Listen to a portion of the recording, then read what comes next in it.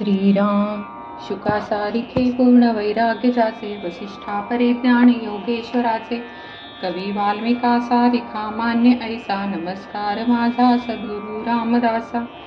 जय जय रघुवीर समर्थ. सार्थ श्रीदासबोध. दशक 5वा. समास 2. गुरुलक्षण. कोणत्याही पुढारलेल्या समाजामध्ये सातत्याने ज्ञानाची उपासना चालते.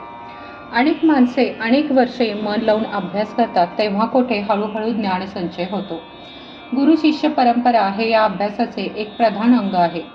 पाश्चात्य देशात सध्या विज्ञानाची जशी संघटित उपासना प्रचलित आहे, तशीच सुव्यवस्थित उपासना अध्यात्म ज्ञानाच्या क्षेत्रात भारतामध्ये फार पूर्वीपासून चालू असलेली आपल्याला आढळते. प्रश्न उपनिषदामध्ये असे वर्णन आहे की भारद्वाज, सुकेशा, शैव्य, सत्यकाम, गार्ग्य, सौर्यायनी इत्यादी 6 ऋषी परब्रह्माचे ज्ञान प्राप्त व्हावे म्हणून अगदी शिष्यभावाने भगवान पिप्पलाद मुनींपाशी आले. पिप्पलादांनी त्यांना ठेवून घेतले आणि वर्षभर तप, ब्रह्मचर्य व श्रद्धा यांचे आचरण करून घेतल्यावर त्यांना परब्रह्माचे ज्ञान करून दिले. ते उपनिषद अखेर सांगते की ते तम अर्चयन्तः यः त्वम अस्माकं अविद्यायाः परं पारं तारयसि इति सह त्वं हि नः पिताः परम ऋषीभ्यः नमः परम ऋषीभ्यः नमः. याचा अर्थ असा आहे की त्या शिष्यांनी त्यांची म्हणजे पिप्पलादांची पूजा केली.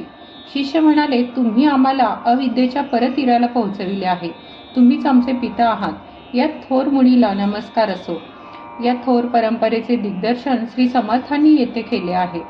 वैद्यकी शिकण्यास वैद्याकडे जावे लागते, गायन शिकण्यास गवयाकडे जावे लागते, तसे आत्मज्ञान प्राप्त होण्यास आत्मज्ञानी पुरुषाकडे जावे लागते. इतर विद्या दृश्यांमधील असल्याने आपल्याला हवी असलेली विद्या एखाद्यापाशी आहे किंवा नाही हे ओळखून काढणे कठीण असते, परंतु ब्रह्मविद्या अत्यंत सूक्ष्म असल्याने ती कोणापाशी खरोखरच आहे हे ओळखून काढणे कठीण असते. या कारणाने अध्यात्माच्या गुरुत्वामध्ये बरीच फसवाफसवी आढळते. म्हणून सद्गुरूंची लक्षणे सांगण्याच्या अगोदर श्री समर्थांनी सद्गुरू नाही कोण याचे सविस्तर वर्णन केले. वाचकांना ते सहज समजेल. सद्गुरूंची लक्षणे नीट समजणे अवश्य आहे. संत किंवा सत्पुरुषच सद्गुरू होऊ शकतो. संत म्हणजे आत्मसाक्षात्कारी व्यक्ती होय. संपूर्ण मानवता व दिव्य ईश्वरता यांचा मधुर संगम सद्गुरूंच्या ठिकाणी झालेला असतो. ईश्वराला ओळखणे म्हणजे सद्गुरूला ओळखणे. किंबहुना आधी ईश्वराला ओळखावे, मग सद्गुरूला ओळखता येते.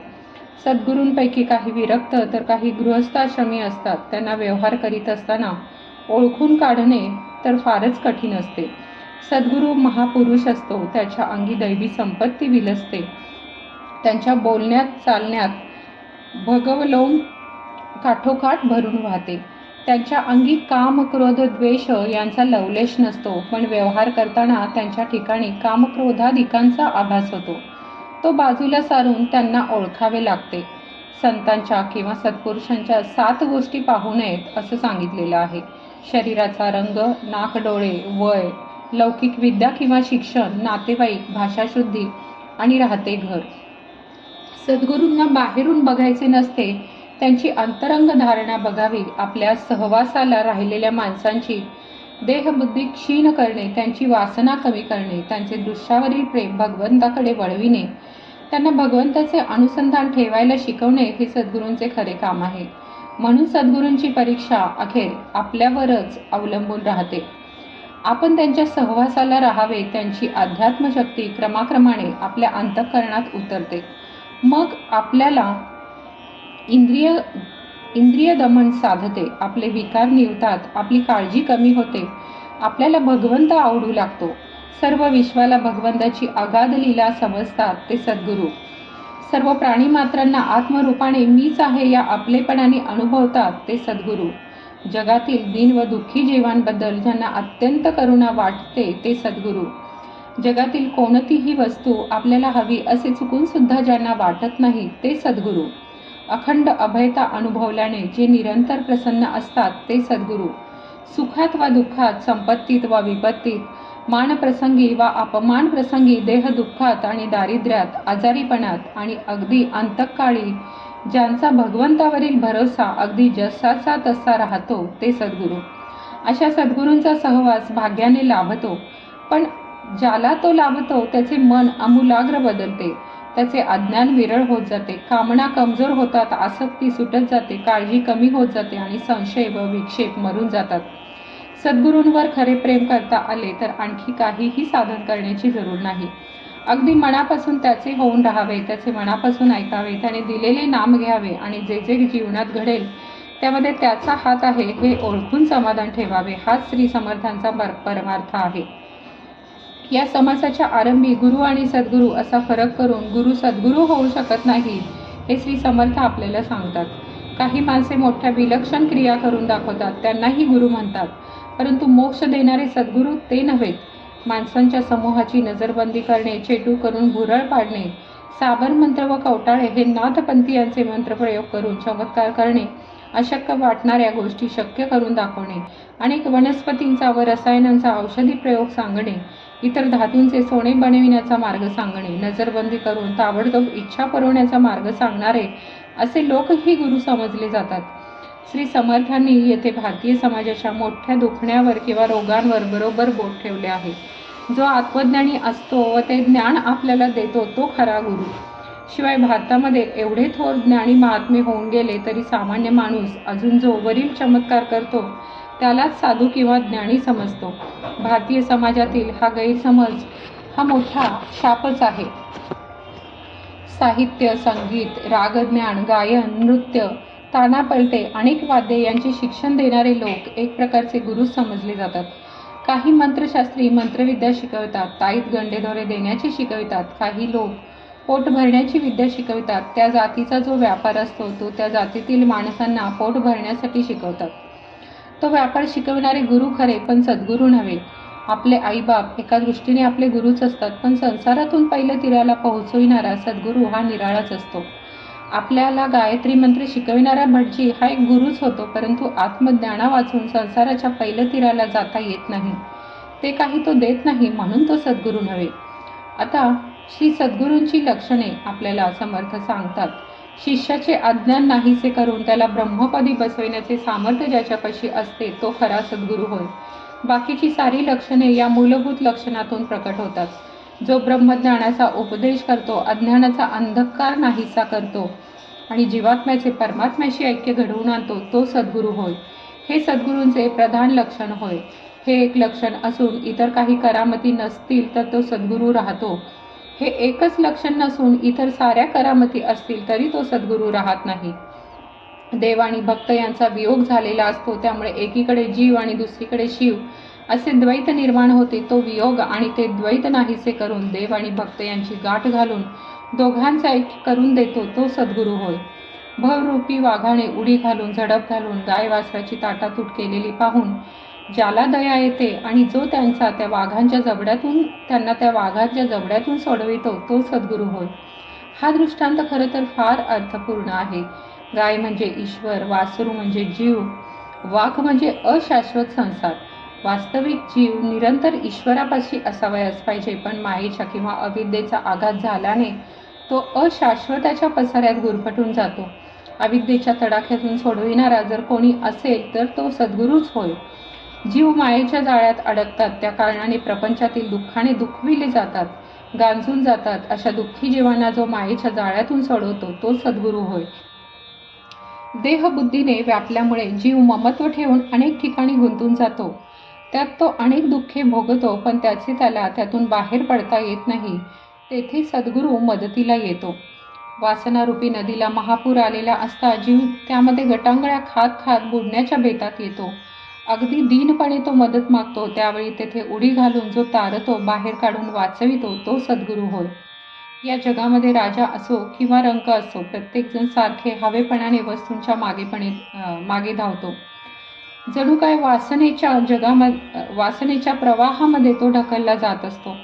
वासना कधीही थांबतच नाहीत, पण माणूस मात्र पाहता पाहता मृत्यूच्या छायेत सापडतो. म्हणून जबरदस्त अशा वासनेच्या पकडीतून जीवाला सोडवितो तो सद्गुरू होय. वासनेच्या बंधनाची बेडी पडल्यामुळे जीवाला गर्भवासाचे मोठे दुःख भोगावे लागते. आत्मज्ञान देऊन ती बेडी जो चटकन सोडवितो तो सद्गुरू होय. अविद्येमुळे वासना निर्माण होते व वासनेमुळे कर्माचे कठीण बंधन जीवाला अडकवून ठेवते. कर्म भोगण्यासाठी त्याला जन्म घ्यावा लागतो. त्या मूळ अविद्येला ज्ञानाने नाहीशी करून पुढची दुःख परंपरा टाळण्याचे मोठे काम सद्गुरू करतो. अज्ञान नाहीसे करून आत्मज्ञान पदरात टाकण्याचे कार्य सद्गुरू कोणत्या रीतीने किंवा पद्धतीने करतात त्याचे वर्णन ऐकावे. उपदेश शब्दानेच करावा लागतो, पण अर्थ हे शब्दांचे अंतरंग असते. सद्गुरू प्रथम शब्दांवरून अर्थाकडे नेतात. परमात्मा त्या अर्थाचा लक्ष असतो. तेच आपले सर्वस्व, आपले आत्मस्वरूप आहे. सद्गुरू नंतर अर्थावरून आत्मस्वरूपाकडे नेतात. अशा रीतीने स्वस्वरूपाकडे नेणारे सद्गुरू अनाथ जीवांचे विश्रांती स्थान असतात. जीव बिचारा एकादेशी असतो. एकदेशी म्हणजे एकांगी, अपूर्ण, देशकाल परिस्थिती यांनी वेढलेला. तो परिच्छिन्न असतो, सीमित असतो. ब्रह्म सर्वदेशी, सर्वांगी, पूर्ण, स्थळ, काळ, परिस्थिती यांच्या पलीकडे व अपरिच्छिन्न असते. केवळ आपल्या उपदेशाने सद्गुरू जीवाला प्रत्यक्ष ब्रह्मस्वरूप बनवितो. त्याचे संसाराचे संकट नाहीसे करतो. सद्गुरूंच्या शब्दामागे त्याच्या तपश्चर्येचे मोठे सामर्थ्य असते. तो केवळ शब्दांनी शक्तिपात करतो. त्याचे शब्द जीवाच्या सूक्ष्म शरीरात घुसतात. जीवाची अंतरंग रचना बदलण्या इतका विलक्षण बदल येथे घडवून आणतात. म्हणून सद्गुरूंच्या शब्दांना हे फार मोल असते. वेदांच्या अंतरंगात म्हणजे अर्थात उपनिषदांमध्ये जे ब्रह्मज्ञान गुप्तपणे वास करते ते ज्ञान सद्गुरू बाहेर काढतात. लहान मुलाला लहान लहान घास जसे भरवावे तसे ते ज्ञान सद्गुरू आपल्या बोलण्याने हळूहळू शिष्यांच्या कानामध्ये घालतात. त्याला श्रवण करवितात. शिष्याचा अधिकार व धारणाशक्ती पाहून सद्गुरू त्याला आत्मज्ञानाची गूढ रहस्ये सोपी करून सांगतात. वेद असोत, शास्त्रे असोत किंवा सत्पुरुष असोत, या सर्वांचा आत्मस्वरूपाचा अनुभव हा एकच असतो. ज्ञान या दृष्टीने सर्वांचे आत्मज्ञान सारखेच असते. साक्षात्कार या दृष्टीने सर्वांचा आत्मसाक्षात्कार समान असतो. अगदी तोच अनुभव, अगदी तेच ज्ञान आणि तोच साक्षात्कार सद्गुरूला झालेला असतो.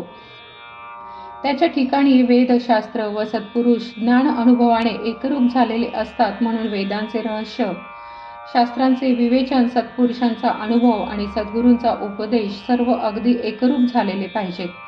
सद्गुरू सर्व प्रकारचे संशय अगदी मुळासकट नष्ट करून टाकतो. तो मोठ्या आदराने स्वधर्माचे आचरण करतो. वेदाला विरुद्ध असणारे म्हणजेच आत्मज्ञानाला सोडून जाणारे मिथ्या भाषण करणे त्याला माहीतच नसते.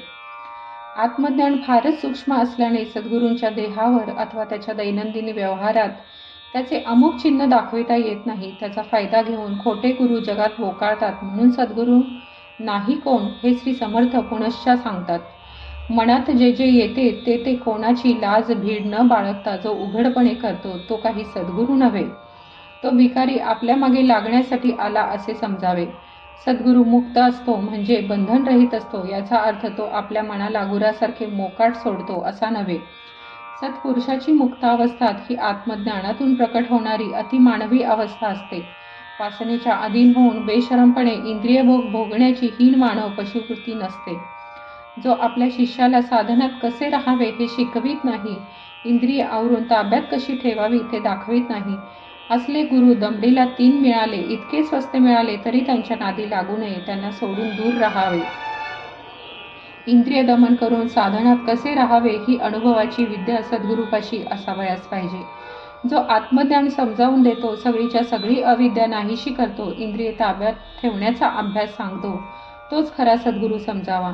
अविद्येचा अंमल चालत असल्यामुळे दृश्य जग सर्वस्वी सत्य वाटते. त्यामुळे इंद्रियाकडून सुख घेण्याची आपली सारखी धडपड असते. म्हणून हे जग प्रत्यक्ष दिसत नसले तरी ते खरे नाही असे मनाला पटवून इंद्रियांना आवर घालण्याची शक्ती व युक्ती शिष्याला शिकविणे हे सद्गुरूंचे प्रधान कार्य आहे. काय सांगावे, काही गुरु सद्गुरू म्हणून घेतात आणि पैशासाठी लाचार होतात, शिष्याच्या अधीन होतात, वासनेच्या नादी लागून दिनवाणे बनतात. असे गुरु शिष्याच्या इतके अधीन होतात की शिष्याच्या मनाला जे जे आवडेल ते करून शिष्याला प्रसन्न ठेवण्यासाठी धडपडतात. याचे कारण पापिनी वासना त्यांच्या मानगुटीला बसलेली असते. येथे सगळा उलटा प्रकार आढळतो. वास्तविक शिष्याने सद्गुरूंच्या अधीन राहून त्यांची मनधरणी करावयास हवी. शिष्य वासनेच्या नादी असायला हवा. पण गुरुच जेव्हा वासनेने झपाटतो तेव्हा तेथे परमार्थ कसला, सगळा स्वार्थाचाच बाजार. शिष्याच्या बिडेला बळी पडून त्याची मनधरणी करणारा गुरु अधमात अति अधम असतो. असा गुरु चोरटा, द्रव्याचा लोभी, दृष्ट आणि फसवा आणि नीच असतो. गुरुबाजीला यापेक्षा आणखी कोणत्या शिव्या द्यावयाच्या शिल्लक आहेत. वैद्यकीचे ज्ञान नसणारा एखादा दृष्ट वैद्य रोग्याला सर्वस्वी नागवतो आणि त्यात पुन्हा भीड घालून शेवटी रोग्याचा सर्वस्वी घात करतो. तसे हे नामधारी गुरु असतात, ज्यांच्यामुळे आपण आणि देव यांच्यामधील अंतर वाढते. आपण देवापासून दुरावतो व जो भीड घालून आपल्याला देहबुद्धीच्या बंधनात अधिकच गुंतवतो असा गुरु नसावा. ज्याच्याजवळ शुद्ध ब्रह्मज्ञान आहे आणि प्रत्यक्ष व्यवहारात साधनांचे आचरण आहे असा सद्गुरूच आपल्याला आपले गुप्त आत्मस्वरूप दाखवितो. अंतर्यामी खरे खरे ब्रह्मज्ञान आणि नित्याच्या बाह्य किंवा दृश्य व्यवहारात साधकाला शोभेल असे आचरण या दोन गोष्टींनी संपन्न पुरुष शिष्याला उपयोगी पडतो. त्यापैकी एक उणे असेल तर निदान सामान्य प्रापंचिक शिष्याला तरी परमार्थ प्राप्त होणे कठीण जाते. काही गुरु आपल्या शिष्यांना मोठ्या कौतुकाने प्रकाश, नाद व सुगंध यांचे अतिंद्रिय अनुभव दाखवितात. काही शिष्यांच्या कानात मात्र मंत्र सांगतात. एवढेच ज्ञान ज्याच्यापाशी असते ते बिचारे स्वतः भगवंतापासून दूर असतात. शास्त्रप्रचिती, गुरुप्रचिती आणि आत्मप्रचिती यांचा मनोहर संगम ज्या पुरुषाच्या ठिकाणी आढळेल तीच उत्तम लक्षणांनी संपन्न अशा सद्गुरूंची खूण आहे. जो मुमुक्ष आहे, म्हणजे ज्याला मोक्ष खरोखर हवा, अशा जिज्ञासूने त्याला अगदी मनापासून आणि आदराने शरण जावे, त्यांच्या चरणी लीन व्हावे. तीन प्रचितींचा भावार्थ असा आहे की उदाहरणार्थ शरद ऋतूमधील पौर्णिमेचा मनोहर चंद्रमा घ्या. वेदांच्या काळापासून अनेक स्त्री पुरुष त्याचे दर्शन घेत आले. आज अनेक स्त्री पुरुष त्याचे दर्शन घेतात. आपण सुद्धा त्याचे दर्शन घेतो. प्रत्येकाचे मन त्याच्या सौंदर्याने भारून जाते. त्याचप्रमाणे वेदांच्या काळापासून मोठमोठे आत्मज्ञानी होऊन गेले. आजही मोठे आत्मज्ञानी आहेत आणि साधन करून आपणही आत्मज्ञानी होऊ.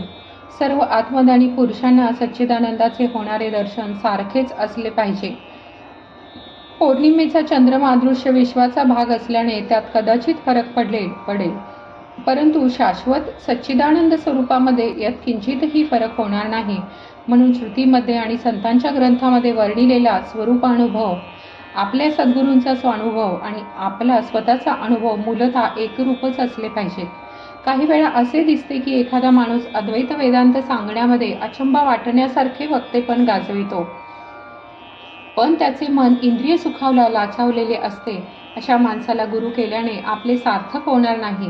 वेदांत उत्तम रीतीने सांगणे ही बुद्धीची करामत आहे. वेदांत उत्तम रीतीने जगणे ही परमार्थाची गुरुकिल्ली आहे. दोन्ही एके ठिकाणी असले तर उत्तमच, पण परमार्थाला वाहिलेले नसले तरी चालते. दुसरे मात्र हवेच हवे. उत्तम वक्त्याची कला अशी की जसा प्रसंग असेल तसा रंग त्याच्या निरूपणाला चढतो. प्रसंगाला अनुरूप अशा कल्पना त्याच्या मनात आपोआप येतात, परंतु देहबुद्धीचे सारे संदेह नाहीसे होऊन त्याच्या अंतर्यामी आत्मबुद्धीचा जय झालेला नसतो.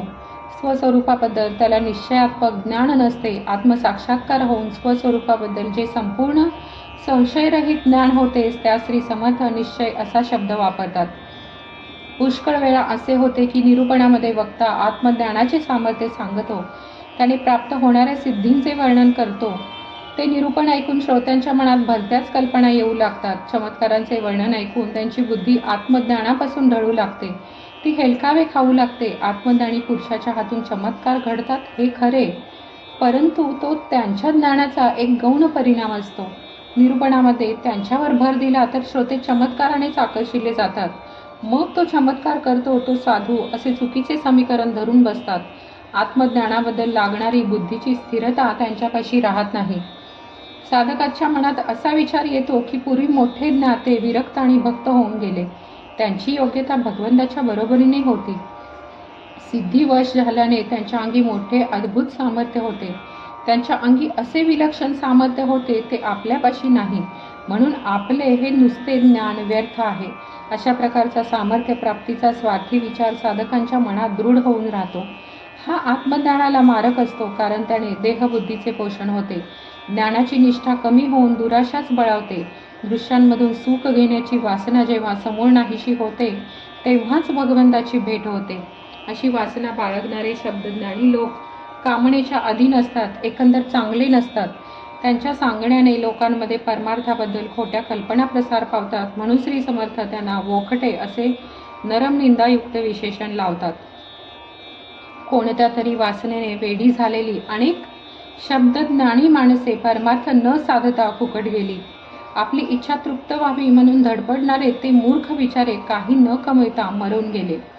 ज्याला कशाचीही यत्किंचित वासना नाही असा संत विरळाच असतो. सर्व लोकांहून त्यांचे मत निराळेच असते. तो नेहमी अक्षय भगवंताबद्दलच बोलतो. संतांची ही एक मोठी खूण आहे. त्याला केव्हाही पहा, कोठेही पहा, कशाही परिस्थितीत पहा, कोणत्याही अवस्थेत पहा, एका भगवंता वाचून, शाश्वत ईश्वरा वाचून तो इतर काहीही बोलणार नाही, सांगणार नाही, मनात आणणार नाही. मला अमुकच हवे असे त्याच्या तोंडून कधीही निघणार नाही. अर्थात असा पुरुष क्वचितच भेटतो. खरोखर पाहिले तर भगवंत हा सर्वांचा कधी नाहीसा न होणारा एक कायमचा ठेवा आहे. परंतु देहातून सुख घेण्याची लालसा काही केल्या कमी होत नाही. त्यामुळे भगवंताचा मार्ग बरोबर सापडत नाही. दृश्यामध्ये माझे सुख मला सापडेल ही कल्पना जोपर्यंत घट्ट आहे तोपर्यंत अदृश्य भगवंतापाशी सुखाचा शोध माणूस करीत नाही. आणि हे समजण्यास सद्गुरूंखेरीज अन्य उपाय नाही. समजा एखाद्याने काही साधन केले व त्याला सिद्धी प्राप्त झाल्या, त्यामुळे त्याचे सामर्थ्य वाढेल यात शंका नाही. परंतु त्या सामर्थ्याने त्याच्या देहास महत्त्व येते. देहाला महत्त्व आल्या कारणाने त्याच्या देहबुद्धीचे झुंबाड वाढते. मी देहच आहे हा भ्रम भगवंताच्या आड येतो. तो नाहीसा करण्यासाठी सारी साधने असतात, पण साधनाने तो भ्रम जर अधिक घट्ट झाला तर मग परमार्थदृष्ट्या मिळवले काय? चांगल्यापैकी साधकांचा असा अधःपात होतो असे श्री समर्थ सुचवितात. वासना भगवंतापासून दूर करते, ती संपूर्ण नाहीशी करून जो भगवंतावर दृढ निष्ठा ठेवून राहतो तोच सद्गुरू होण्यास लायक असतो. भगवंताचे सुख अक्षय आहे, कायम टिकणारे आहे, त्याला कधीही विनाश नाही. ते बाजूस सारून जे सामर्थ्य संपादन करण्याच्या मागे लागतात ते मूर्ख असतात. वासनेसारखे दुसरे कोणतेच दुःख नाही. मला भगवंत हवा ही एकच वासना तापदायक नाही. त्या वासनेखेरीज इतर सर्व वासना अनेक प्रकारची दुःखे निर्माण करतात. त्यांच्या मागे लागल्याने माणसाचा अखेर अधःपात होतो. हा मुद्दा फार महत्त्वाचा आहे. आपण सामान्य माणसे वासने वाचून राहू शकत नाही. हे जर खरे तर श्री समर्थ असे सांगतात की वासना ठेवायची झाली तर ती भगवंताच्या दर्शनाची ठेवावी. त्या वासनेपासून दुःख निर्माण होणार नाही आणि आपल्या जीवनाचे सार्थक होईल. मृत्यूमुळे देहाचा शेवट झाला की त्या देहाबरोबर त्यात राहणारे सामर्थ्य देखील नाहीसे होते. वासनेच्या नादी लागल्याने अखेर भगवंत मात्र अंतरतो. वासना जीवाला अशाश्वत वस्तूंमध्ये गुंतवते. अशाश्वत देहाचा शेवट झाला की वासनेचा सगळा पसारा विलयास जातो. भगवंताकडे मन कधीच वळवलेले नसल्याने तो दूरच राहतो. अशा प्रकारे जीव दोन्ही बाजूने नागविला जातो.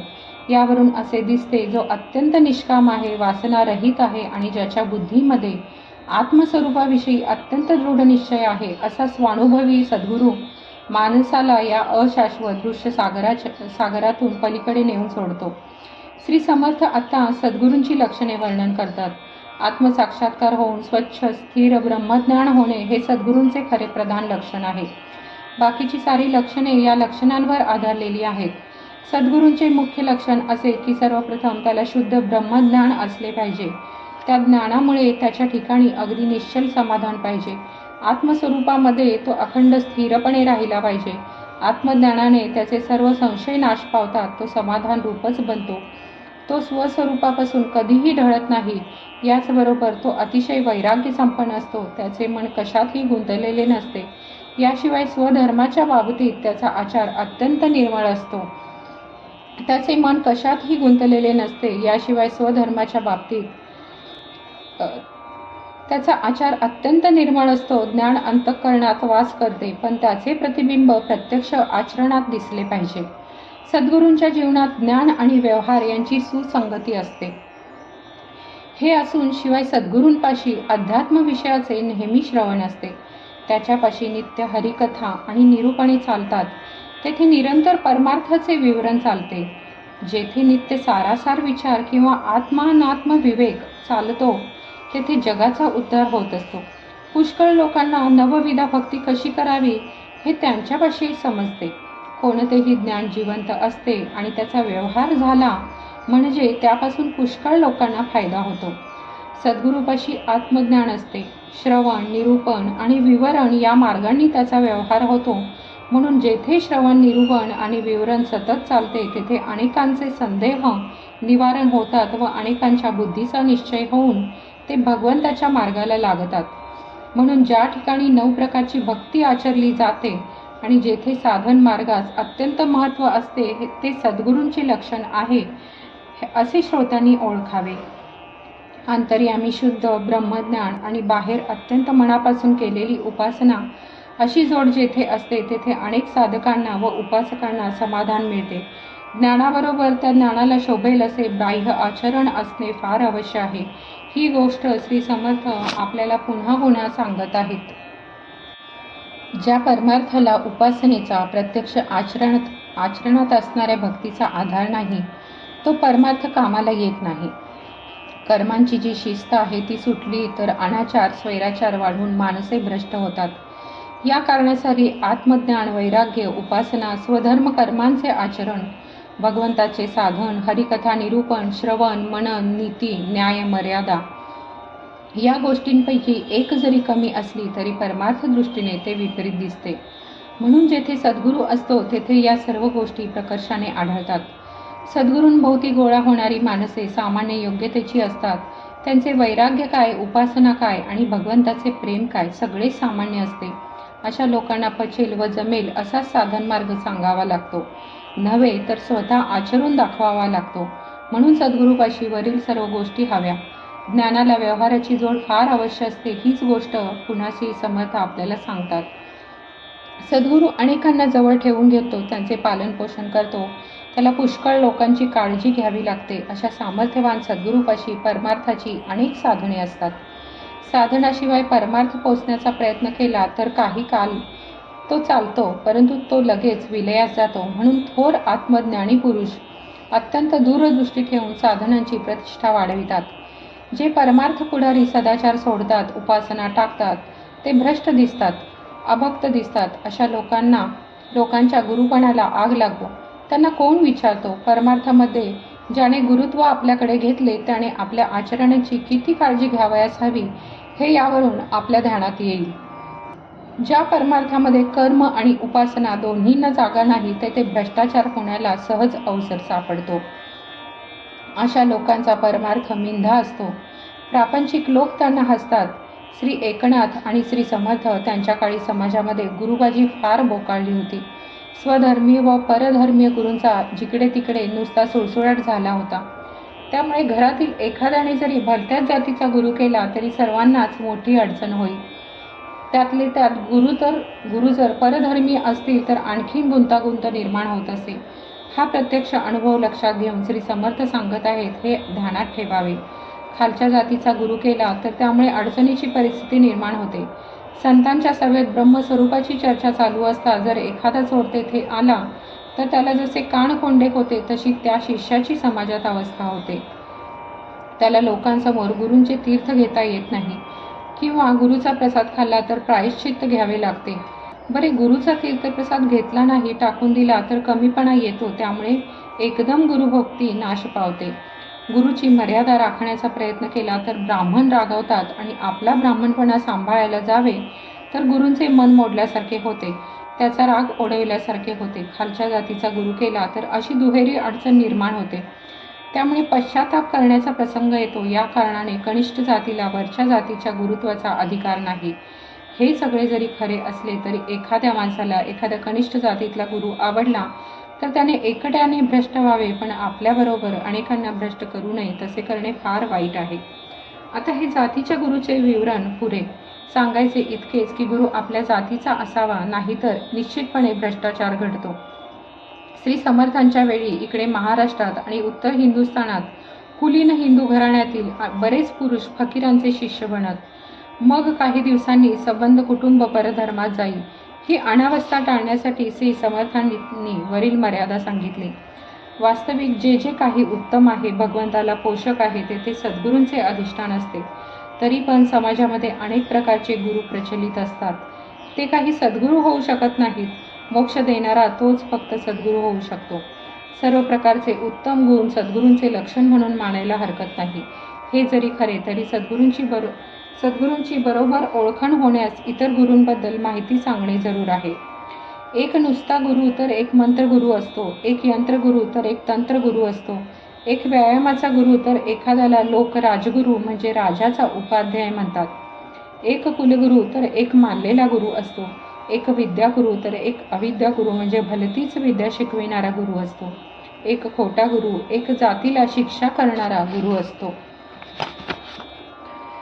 एक माता गुरु तर एक पिता गुरु असतो, एक राजाचा गुरु तर एक देवगुरु असतो. ज्याच्या अंगी पुष्कळ कला असतात त्याला जगद्गुरू म्हणतात.